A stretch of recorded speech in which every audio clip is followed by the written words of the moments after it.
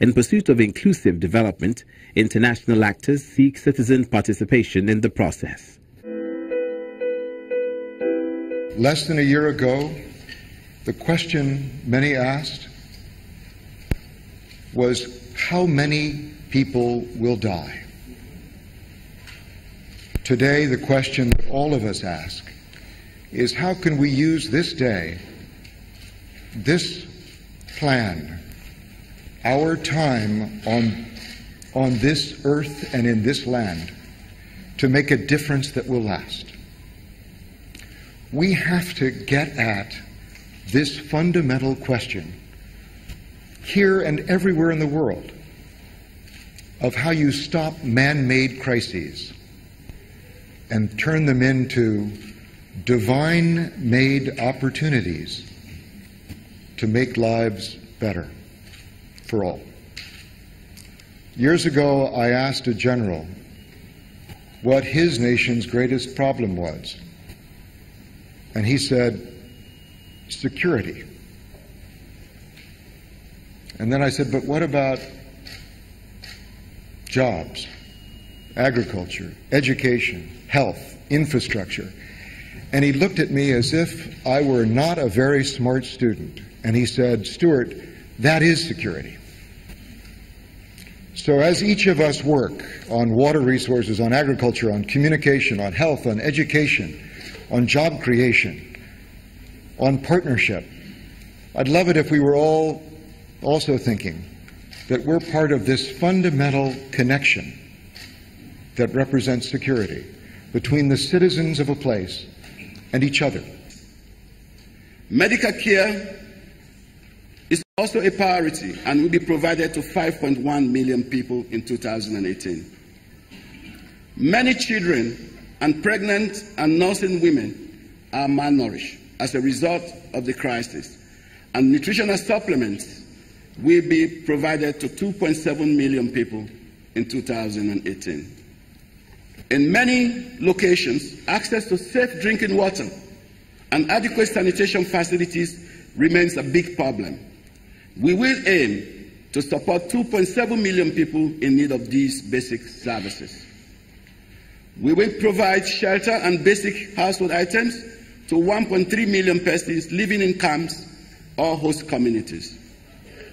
About 2.2 million children and teachers will be supported through education assistance, including through the provision of safe space for learning, school supplies, and teacher trainings.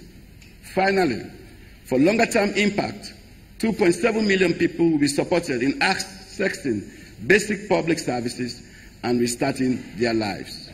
The Nigerian government, with the strong work and great performance of Dr. Alakija, organized the Oslo conference that was jointly hosted by the governments of Germany and Norway. And we had, together with the UN system, held after the conference several bilateral meetings reaching out to donors, and as a result today we can report that 70% of the 1.05 billion that we sought out to raise has been raised. A lot has been done, and I think it has also been said that the best achievement was to avert famine. There was a huge risk of having famine in the northeast of Nigeria, but because of your collective effort, that has been averted, and I would like to thank all of you. Thank you very much. The officer in charge of the United Nations Office for the Coordination of Humanitarian Affairs, Ms. Alta Bell, is advocating a change in strategy in tackling issues of humanitarian crisis in the Northeast. According to her, a total of 1.5 billion naira has been earmarked in 2018 to provide assistance to those affected by the insurgency in northeastern states of Borno, Yobe, and Adamawa. The assessments help us determine what the requirements are. It often means also going and interviewing the beneficiaries, but usually it means pulling together the local authorities, the local NGOs, and the partners that are working on the ground to really look at what the needs are. Accountability to affected people is a very important priority as well for us. So we're really also trying to make sure that there's two-way communication communication. This meeting, organized for civil society organizations in the Lake Chad Basin, is aimed at strengthening collaboration between international organizations and civil society organizations to help reduce the sufferings of those affected through a more strategic approach. With over 1 billion naira budgeted to address the humanitarian crisis, speakers at the event are of the view that there is a need for adequate monitoring to ensure that those affected are catered for. Over time, we've engaged with the civil society, and for me, I see this process of taking the lead by the civil society in terms of owning the process, bringing the voice of the people. When you talk of governance and you are trying to look at governance linking to development, there is no way you can divorce yourself from issues around accountability, transparency, and also looking at short-term, medium-term, and long-term development.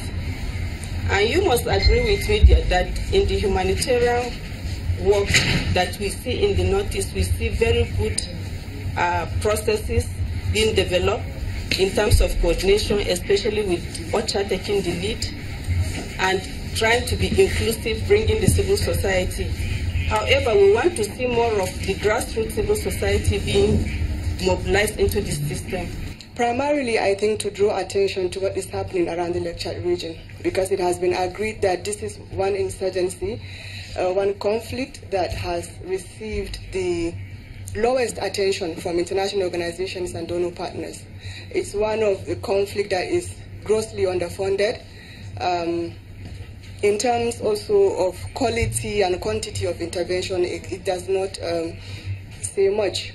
So that meeting was not just to raise funds, but to bring to global attention what is happening here in the Lake Chad region, and then some of the consequences of the conflict as well.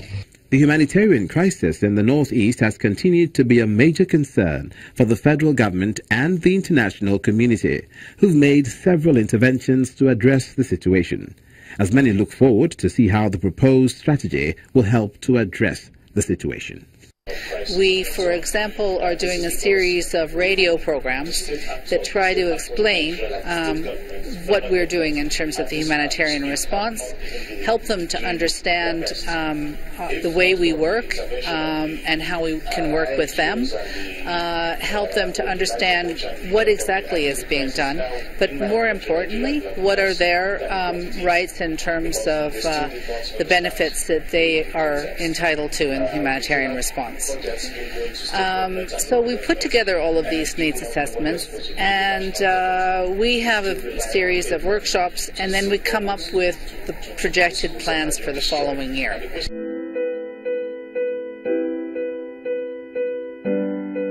The recent terrorist attacks, criminal activities, and communal clashes in Taraba, Yobe, Benue, Zamfara, and Rivers states, which has led to tragic loss of lives and kidnapping of about 110 schoolgirls, has made President Muhammadu Buhari undertake an on-the-spot assessment of the various occurrences and to meet and console the affected communities.